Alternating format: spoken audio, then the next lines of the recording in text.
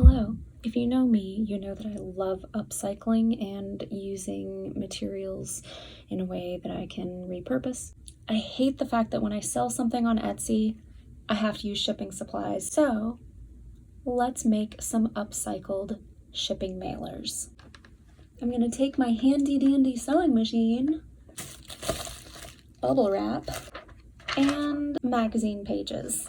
I've tried to pick pages that I thought were attractive in some way. Let's see how this works. So first things first, you're going to want to gather your pages and cut them down and fold them.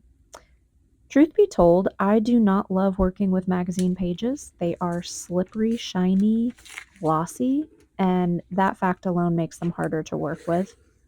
But you can also use just plain paper. I have these really beautiful calendar pages that I had saved. I thought they were extra pretty. The only thing is I have so many of these magazine pages, and unlike the uncoated paper, they are not recyclable. So that kind of makes them a perfect material to use if you really are most interested in upcycling things that would otherwise not be recyclable. So first I'm going to take each sheet and fold it almost in half. I leave about an inch along one edge. It'll make more sense as this demonstration goes along, but the reason is that you want to have an edge on one side so that you can fold it over like a mailer. So all of these pages, I want straight edges. I don't want any weird torn edges. So I cut any of those torn edges down to make sure each side is perfectly straight.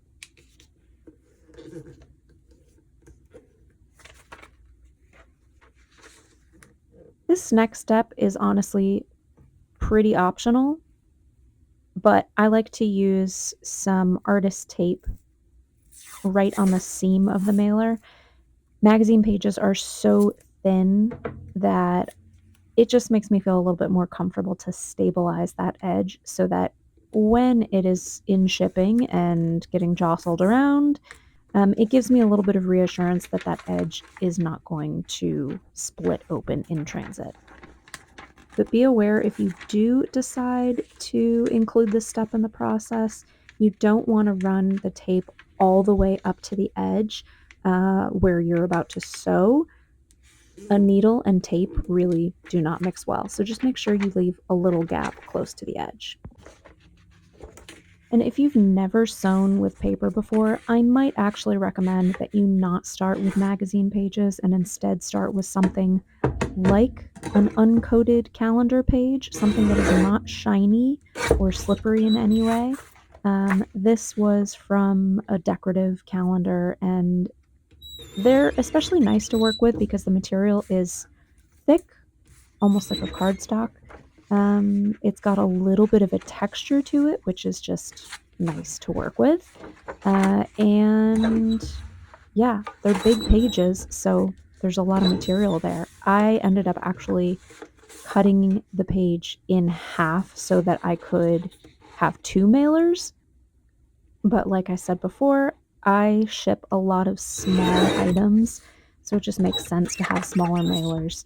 The only thing you need to be aware of is USPS rules and regulations about the sizes that you can mail. They're pretty easygoing, but you have to be careful about not going too small. Otherwise, it's not mailable. For my thread, I prefer 100% cotton quilting thread. It's nice and thick, works with paper really well. And now it's time to sew. So get your magazine sheet, it's all folded and cut down to the right size, and your bubble wrap, which is also cut down to the right size and folded. And then you're just going to want to sandwich the bubble wrap in between the two sides of that magazine page.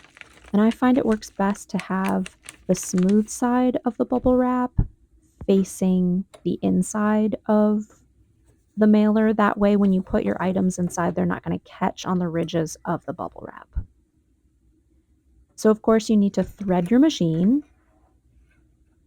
And word to the wise, anytime you're sewing paper, that will really dull the heck out of your needle. So I have a specific needle that I use only on paper, and anytime that I'm sewing paper, I switch it out, put that one in my machine, and then if I go back to fabric, switch it out again to a fabric needle.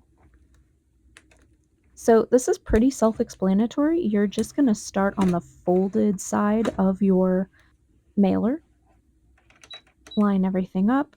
If I'm remembering correctly, I think I did a 1/4 of an inch seam allowance along the edge.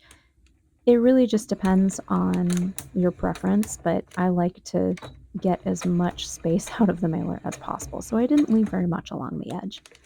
I always forward sew and back sew when I'm starting and stopping. That really just stabilizes the seam. And I also prefer a longer stitch than what my machine automatically uses. Just something to be aware of. Your machine might be different. Everybody's machines are a little different these days. And yeah, that is seriously it. So I always do one side and then flip it over and do the other. Be aware that you do need to trim all the loose threads that are hanging off. It's just not a good idea to put all that in the USPS and expect it not to get tangled up in something. I'll speed this up because it's really boring to watch.